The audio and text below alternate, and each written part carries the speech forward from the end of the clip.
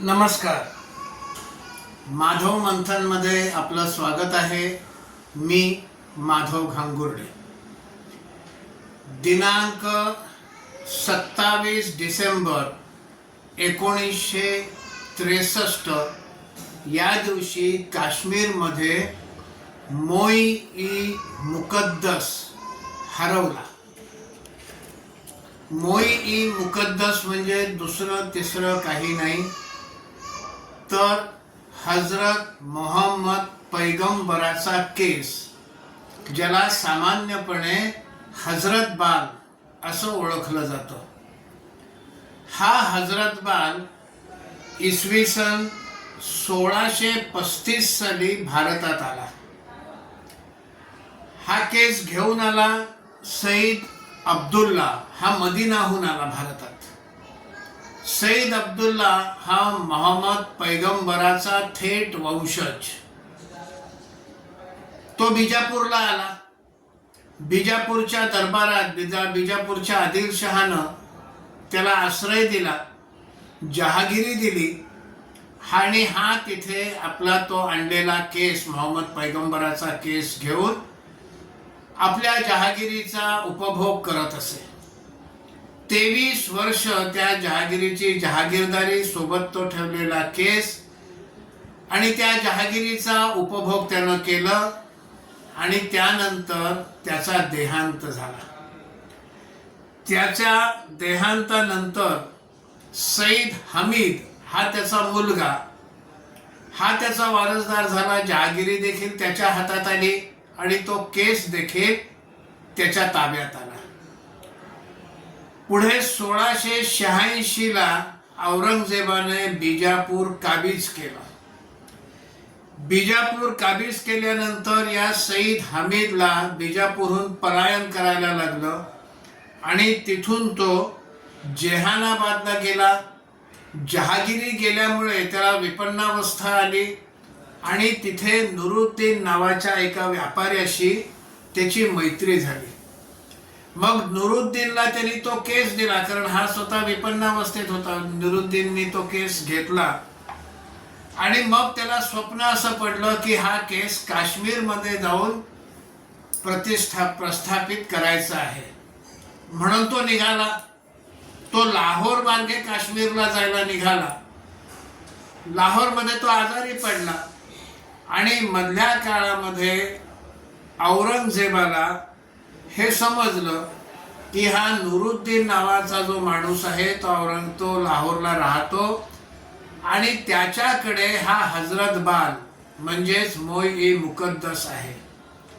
मग औरंगजेबानं लाहोरहून त्याला अटक करून आणली आणि तो केस औरंगजेबानं आपल्या ताब्यात घेतला. त्यानं तो अजमेरच्या दर्ग्यामध्ये स्थापित करण्यासाठी नेला. पण पैगंबर त्याच्या स्वप्नात आला औरंगजेबाच्या, असं म्हणतात. आणि पैगंबरानं औरंगजेबाला सांगितलं की हा केस नुरुद्दीनला मी काश्मीरमध्ये प्रस्थापित करायला सांगितला होता, तो केस काश्मीरला जाऊन द्या. मग औरंगजेबानं तो केस पुन्हा नुरुद्दीनच्या ताब्यात दिला. नुरुद्दीन तो केस घेऊन काश्मीरला आला आणि आत्ता ज्या ठिकाणी तो केस आहे हजरत बल मशीद, या हजरत बल मशिदीमध्ये हा स्थापित झाला. त्या ठिकाणी ती मशीद बांधली. तो तेव्हापासून तिथेच आहे. इसवी सन 1700 मध्ये हा हजरत बाल हा काश्मीरमध्ये आत्ता जिथे आहे हजरत बाल मशीद, त्या ठिकाणी तो आला. त्याची मालकी आता नुरुद्दीनच्या वंशजांकडे आहे आणि या वंशजांना निशानदेज अशी पदवी आहे. त्याच्याकडे, या निशानदेजांकडे या केसाची मालकी आहे. हा जो केस आहे हा स्फटिकाच्या एका लांबट डबीत, एखादी ट्यूब जशी असते थर्मामीटर वगैरे ठेवायची, तशा स्फटिकाच्या एका लांबट डबीमध्ये एका बाजूला तो पारदर्शक आहे ती डबी, दुसऱ्या बाजूला ती पारदर्शक नाही आहे. त्यामुळे ज्या बाजूला ती डबी पारदर्शक आहे त्या पारदर्शक बाजूहूनच तो हजरत बाल पाहता येतो हा एका हिरव्या रंगाच्या मखमली आवरणामध्ये ठेवलेला असतो. हे मखमली आवरण येतात चांदीच्या डबीत आणि ती डबी पुन्हा अक्रोडाच्या लाकडापासून बनवलेल्या डबीमध्ये हा केस ठेवलेला असतो. ही जी अक्रोडाची डबी आहे ही एका 5 चौरस फुटाच्या छोट्याशा जागेमध्ये ठेवलेली असते. एक दालन आहे. त्या दालनाच्या बाहेर आणखीन एक मोठं दालन आहे. त्या दालनाला 2 दरवाजे आहेत. एका बाजूने लाकडी दरवाजा, एका बाजूने काचेचा दरवाजा. तो लाकडी दरवाजा देखील तकलादू आहे आणि काचेच्या दरवाजाला जे कुलूप लावलेलं आहे ती देखील कुलप तकलादू आहे. तिथे 2 कुलप आहेत. त्या 2 कुलपाच्या 2 चाव्या 2 निशाणदेजांकडे असतात. त्यामुळे एकटा निशाणदेश ते कधीच उघडू शकत नाही. दोघांनी मिळून ते उघडावं लागतं. म्हणून 2 कुलप आणि त्याला 2 चाव्या. पण ही दोन्ही कुलप देखील तकलादू आहेत. हाताने ओढून किंवा त्याच्यावर घाळ घालून ती कुलप ही तोडता येतील अशी त्या कुलपांची स्थिती आहे. वर्षभरामध्ये 10 वेळा त्या हजरत बालचं दर्शन निशाणदेज हे लोकांना देतात. त्याचे 10 दिवस कुठले ते वर्षभरातले ठरलेले आहेत. मग हे दर्शन म्हणजे काय? कोणालाही त्या दालनात जायची परवानगी नाहीये. फक्त निशाणदेज हेच त्या दालनात जाऊ शकतात. मशिदीत जाऊन देखील तो बघता येत नाही. निशाणदेज तो केस म्हणजे तो केस असलेली ती स्फटिकाची डबी ही तो खिडकीतनं अशी दाखवतो आणि मग ती खिडकीतनं दाखवल्यानंतर लांबनं लोकांनी ते पाहायचं.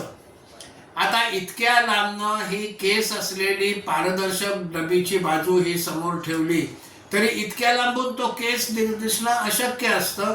त्यामुळे लोकांना फक्त ती डबी दिसते आणि केस त्याच्यामध्ये आहे हा विश्वास आहे. त्यामुळे केस पाहिल्याचं समाधान हे भक्तांना मिळतं. तशा प्रकारचं 20 डिसेंबर 1963 ला दर्शन झालं होतं. 26 डिसेंबरला निशाणदेज रात्री उशिरापर्यंत मशिदीत होता. थंडीचे दिवस, संध्याकाळ झाली की थंडी वाढायला लागते. मध्यरात्रीपर्यंत थंडी ही कडाक्याची पडते. कोणी रस्त्यावर येत नाही थंडीमुळे. सारं सामसूम असतं. हा निशाणदेज मात्र मध्यरात्रीपर्यंत 26 डिसेंबर 63 या दिवशी त्या मशिदीत होता.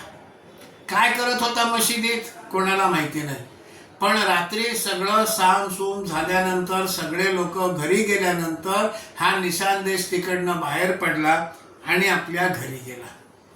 27 डिसेंबरला सकाळी या बाहेरच्या दालनाची कुलप तोडलेली होती आणि जो दुसरा दरवाजा आहे तो देखील उघडलेला होता. हे दृश्य लोकांनी पाहिलं. हजरत बाल गायब झाला हे लोकांना समजलं, कारण तो तिथे नव्हता, तो गायब झाला होता. आणि मग हजरत बाल गायब झाल्याची बातमी ही वाऱ्यासारखी काश्मीर खोऱ्यात पसरली. लोकांच्यात अस्वस्थता निर्माण झाली, तणाव निर्माण झाला आणि लोक मिळेल त्या वाहनानं, दुचाकी असो, चारचाकी असो, बस असो, हे सगळे हजरत बाल मशिदीशी जमा व्हायला लागले. हे हरवल्याचा निषेध म्हणून सगळ्या वाहनांवर काळे झेंडे लावायला सुरुवात झाली आणि काळे झेंडे लावलेल्या वाहनांमधून लोक हजरत बालच्या तिथे जमायला लागले. एका माणसावर संशय होता, तशी अफवा मुद्दामून पसरवली गेली आणि ती म्हणजे बक्षी गुलाम मोहम्मद. शेख अब्दुल्लाला 8 ऑगस्ट 1953 मध्ये बरखास्त करून अटक करण्यात आली आणि त्याच दिवशी पहाटे बक्षी गुलाम मोहम्मद यांचा शपथविधी काश्मीरचे पंतप्रधान म्हणून केला गेला. शेख अब्दुल्ला काश्मीरचे पंतप्रधान असताना गुलाम मोहम्मद बक्षी हे काश्मीरचे उपपंतप्रधान होते. पण दोघांच्यात वितुष्ट होतं, दोघांच्यातून विस्तव जात नव्हते. 36चा आकडा होता आणि शेख अब्दुल्लाला पदच्युत केल्यानंतर बक्षी गुलाम मोहम्मद हेच मुख्यमंत्री पंतप्रधान झाले. त्यावेळेला पंतप्रधान अशी तिथे पदवी होती. हे सगळं हजरतबल प्रकरण घडायच्या काही दिवस आधीपर्यंत म्हणजे ऑक्टोबर 63 पर्यंत, हे प्रकरण डिसेंबर 63 27 तारखेला घडलं. ऑक्टोबर 63 पर्यंत बक्षी गुलाम मोहम्मद हे काश्मीरचे पंतप्रधान होते. त्यांच्यावर असा आरोप केला गेला, अफवा पसरवली गेली की बक्षी गुलाम मोहम्मद यांच्या आई या अत्यंत वृद्ध आणि त्यांची तब्येत बरी नव्हती, त्या अंथरुणाला खिळलेल्या होत्या, म्हणून बक्षी गुलाम मोहम्मद यांनी कट करून तो हजरत बाल अलगस तिकडनं काढला, आपल्या आईला त्याचं दर्शन व्हावं म्हणून नेला आणि तो गपचूपपणे आणून पुन्हा त्या जागी ठेवायचा. त्याच्या आतमध्येच हे सगळं बिंग फुटलं आणि लोकांना हे माहिती झालं. अशा प्रकारची अफवा ही पसरली. पाकिस्तान रेडिओने देखील ही अफवा पसरवण्यात भाग घेतला. या सगळ्या प्रकारामध्ये काश्मीर रेडिओ, आझाद काश्मीर रेडिओ या दोघांनीही पुष्कळ आगीमध्ये तेल ओतण्याचं काम केलं. श्रीनगर आणि आसपासच्या त्या खोऱ्यामध्ये सर्वत्र तणाव निर्माण होता आणि हा तणाव वाढवण्याचं काम केलं जात होतं. हे सगळं होत असताना शेख अब्दुल्ला हा तुरुंगात होता आणि बाहेर मागणी केली जात होती, शेख अब्दुल्लाला सोडा. आता हजरत बाल गायब होणं आणि शेख अब्दुल्लाला सोडणं याचा काहीही संबंध नाही, पण शेख अब्दुल्लाला सोडा अशी मागणी व्हायला लागली. हे सगळं त्यासाठीच घडवलं होतं का? बक्षी गुलाम मोहम्मदला अटक करा अशी ही मागणी होती का? मग या सगळ्या मागे नेमकं काय कारण होतं, काय षडयंत्र होतं? बक्षी गुलाम मोहम्मदना तुरुंगात टाकायचं आणि शेख अब्दुल्लाना सोडवायचं अशा प्रकारचा हा प्रयत्न होता का अशी शंका येते. या सगळ्यामध्ये मुस्लिम राष्ट्रांनी याच्यामध्ये हस्तक्षेप करावा अशा मागणीची पोस्टर देखील सगळ्या श्रीनगरभर ही लागलेली होती.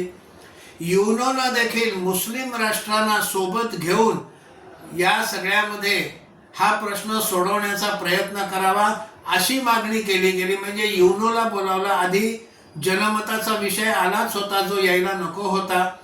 काश्मीरचा विषय जो युनोमध्ये जायला नको होता तो गेला होता आणि त्यामुळे यांना देखील युनोनं मुस्लिम देशांना सोबत घेऊन हा प्रश्न सोडवण्याचा प्रयत्न करावा अशी देखील मागणी ही सभांमधून व्हायला लागली.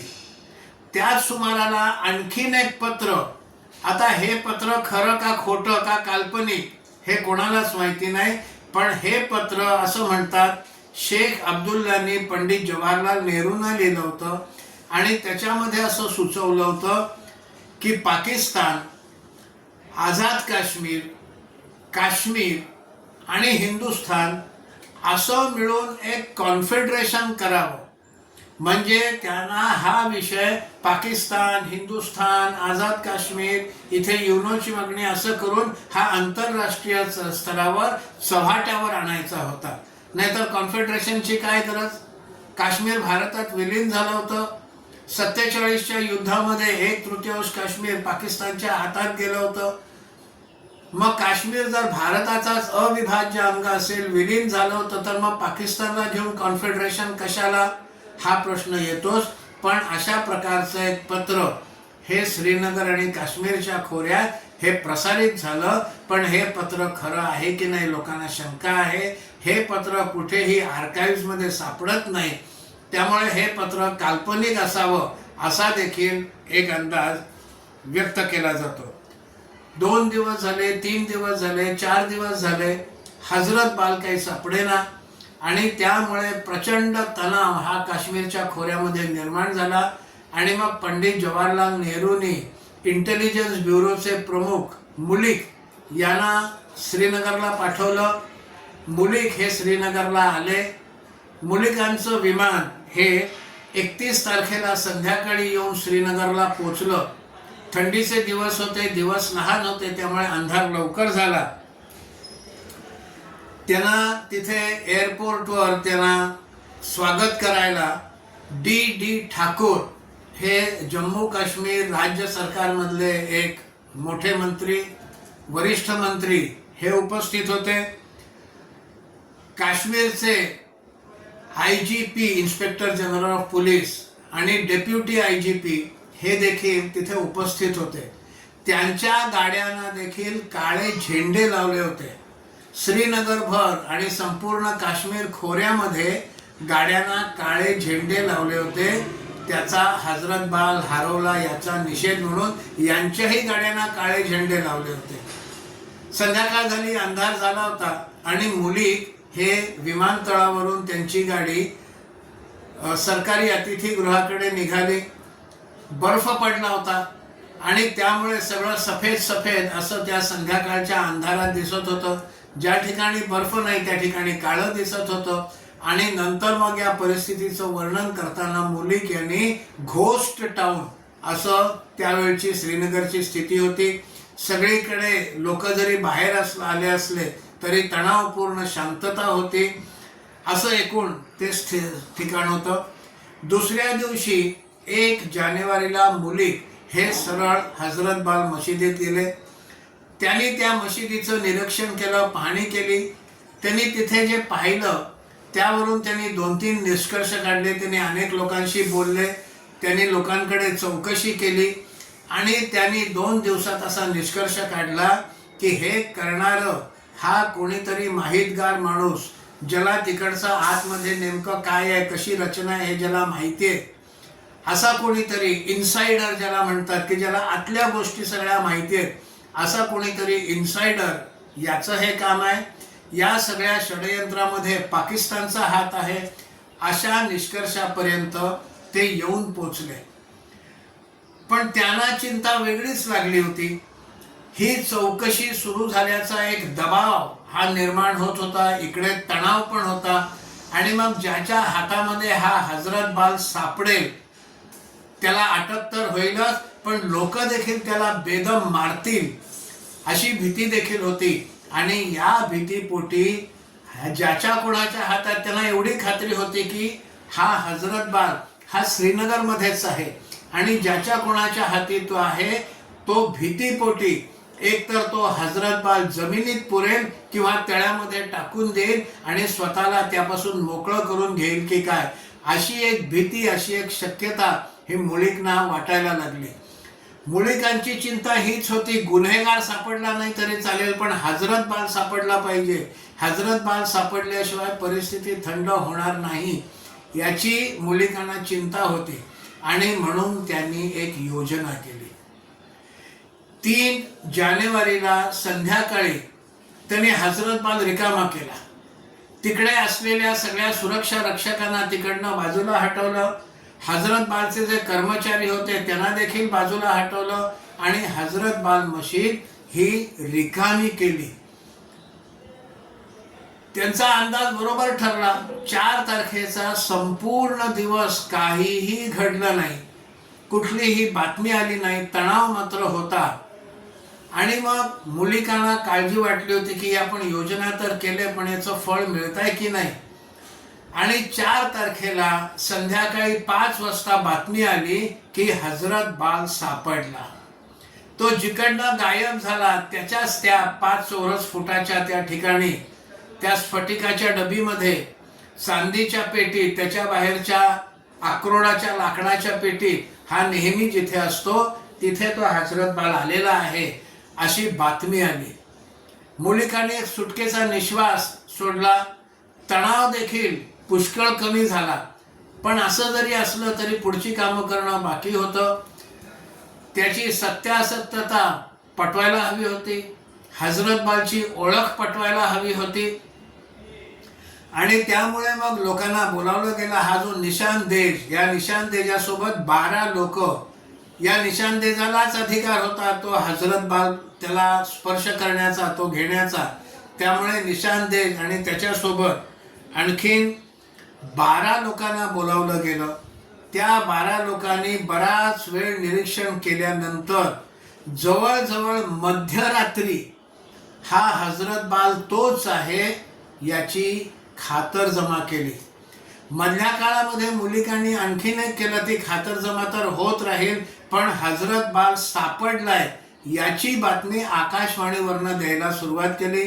पंतप्रधान पंडित जवाहरलाल नेहरू यांना देखील हजरत बाल सापडल्याची माहिती दिली गेली आणि मुद्दामून संध्याकाळच्या बुलेटिनमध्ये 15 मिनिटाच्या बुलेटिनमध्ये जवळजवळ 9 मिनिटं हे हजरत बाल त्याचं बातमी ही दिली गेली.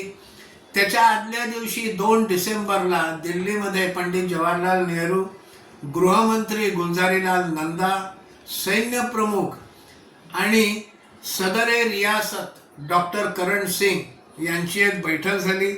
त्या बैठकीमध्ये काही गोष्टींचा विचार झाला.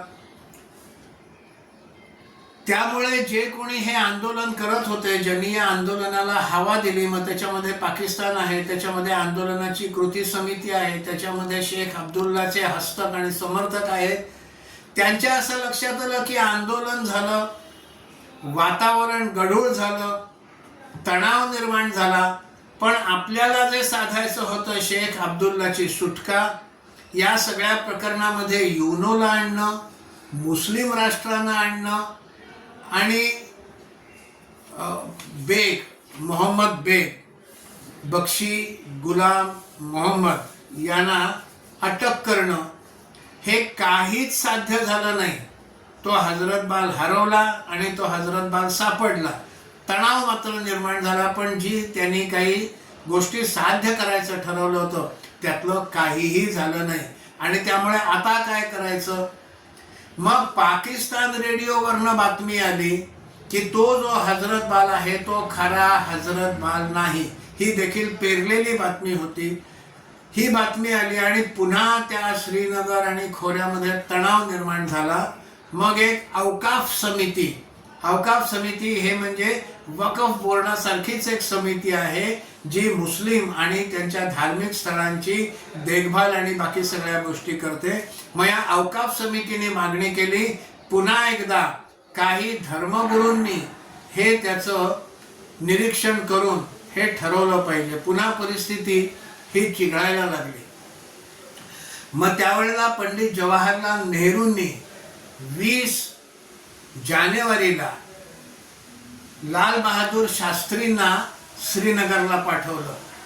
मुलीत तर काम करतच होते, त्यांनी बऱ्यापैकी माहिती काढली होती, पण आता जो विषय होता हा मात्र राजकीय मुद्द्यावर आला होता आणि हे सगळं शांत करणं आणि सगळा विषय हा मिटवणं हे महत्त्वाचं काम होतं. त्यामुळे शास्त्रीजींना, त्यावेळेला ते बिनखात्याचे मंत्री होते, ते श्रीनगरला आले आणि हळूहळू त्या अवकाफ समिती, कृती समिती वगैरे सगळ्यांनी मिळून 26 जानेवारीचा प्रजासत्ताकाचा दिन हा होऊन द्यायचा नाही, त्याच्यामध्ये विघ्न निर्माण करायची म्हणून 25 जानेवारीला लोकांना श्रीनगरमध्ये यायचं आव्हान या कृती समितीनं केलं. अवकाफ समिती बरोबर असं ठरलं की अवकाफ समिती ही 12 धर्मगुरूंची यादी देईल आणि मग हे 12 धर्मगुरू मिळून 3 फेब्रुवारीला त्या हजरत बालाचं निरीक्षण करतील आणि तो खरा आहे की नाही त्याचा निर्वाळा देतील. पण 2 डिसेंबर उजाडलं तरी अवकाफ समिती 12 धर्मगुरूंची नावं देत नव्हती. देतो म्हणत होते आणि देत नव्हते. त्यामुळे तणाव वाढत होता. शास्त्रीजींना देखील काळजी वाटायला लागली होती. या धर्मगुरूंनी मिळून, हा अवकाफ समितीने जे धर्मगुरू पाठवतील या धर्मगुरूंनी मिळून हा केस खोटा आहे असा जर निर्वाळा दिला तर काय होणार? आणि नेमकं याच कारणासाठी अवकाफ समिती नावं देत नव्हती, कारण त्यांनाही भीती होती नावं दिली तर सरकारी पक्षाकडून या सगळ्या धर्मगुरूंशी संपर्क साधून हा हजरत बाल खरा आहे असा निर्वाळा द्या, त्यासाठी प्रयत्न केला जाईल की काय, अशी भीती यांना वाटत होती. आणि त्यांनी जर हा हजरत बाल खरा नाही असं म्हटलं तर काय होईल अशी भीती लाल बहादूर शास्त्री आणि सरकारी पक्षातले मुलीक वगैरे सगळ्या मंडळींना ही भीती वाटत होती. मग 3 जानेवारीचा दिवस उजाडला. 6 तारखेला दीदार करायचं, 6 फेब्रुवारीला दीदार करायची तारीख ठरली होती. दीदार म्हणजे पुन्हा दर्शन. त्या एकूण हजरत बालचं पुन्हा दर्शन, त्याला दीदार म्हणायचं, हा दीदार करायचं ठरलं होतं. पण त्याच्या आधी हा सकारात्मक निर्णय आला पाहिजे. मग 3 तारखेला हे धर्मगुरू आले. त्यावेळेला तिथे लाल बहादूर शास्त्री देखील मशिदीत एका ठिकाणी बसून उपस्थित होते. आणि मग या सगळ्या धर्मगुरूंनी त्याचं पुन्हा एकदा निरीक्षण केलं आणि त्यातले जे मुख्य धर्मगुरू आहेत फकीर मीरक शहा, हे त्यातले वरिष्ठ धर्मगुरू. ह्या मीरक शहानी हक हा शब्द उच्चारला. हक म्हणजे हा खरा आहे, हजरत बाल खरा आहे, हा हक शब्द त्यांनी उच्चारला. आणि मग सगळी तणाव जो आहे हा निवळला. मुबारक मुबारक अशा घोषणा दिल्या गेल्या आणि हजरत बाल हा खरा आहे हे जाहीर झालं. त्यानंतर तणाव संपला. त्याच्यामध्ये एक बरं झालं की हा 37 दिवसांचा तणाव, पण त्यातनं ज्या लोकांना काही गोष्टी साधायच्या होत्या त्याच्यामध्ये मुख्यतः शेख अब्दुल्लाची सुटका, बक्षी गुलाम मोहम्मद यांना अटक आणि युनोचा हस्तक्षेप, मुस्लिम देशांचा हस्तक्षेप, पाकिस्तान, काश्मीर आणि हिंदुस्थान असं मिळून एक कॉन्फेडरेशन, या ज्या 3-4 गोष्टी साधायच्या होत्या त्यातलं काहीही ते साधू शकले नाही. ही जमेची बाजू. 37 दिवसांचा तणाव संपला आणि हा विषय शांतपणे सोडवला गेला. याचं श्रेय मुलिकना दिलं पाहिजे, लाल बहादूर शास्त्रींना दिलं पाहिजे. त्यांनी त्यातलं आधीचे चौकशीचं काम आणि नंतर त्यातनं निर्माण झालेला राजकीय पेच प्रसंग हा अत्यंत शांतपणे सोडवला. त्यानंतर पुन्हा 30 वर्षांनी म्हणजे 1993 साली हजरत बाल हे पुन्हा एकदा प्रकाशझोतात आलं. अर्थात यावेळेला त्याचं कारण वेगळं होतं. 93 साली हजरत बाल मशिदीमध्ये काही अतिरेकी लपले होते. त्यामुळे मशिदीच्या आत असल्यामुळे सुरक्षा बलांना गोळीबार करता येत नव्हता, सैन्याला गोळीबार करता येत नव्हता. मग त्यांच्याशी बोलणी करा. नरसिंह राव तेव्हा पंतप्रधान होते आणि मग त्यांनी बोलणी करावीत म्हणून त्यांना आतमध्ये बिर्याणी पाठवली गेली. तो कसा काळ होता, अतिरेक्यांना बिर्याणी दिली गेली त्यांनी बोलणी करावीत म्हणून. त्यानंतर बोलणी झाली, त्या अतिरेकी मशिदीतनं बाहेर आले, असा तो सगळा काळ होता. पण 63 सालचा एक तणाव त्यावेळेला हजरत बाल हरवला आणि 93 साली हजरत बाल जरी तिथे असला तरी मशिदीमध्ये एक तणाव निर्माण झाला.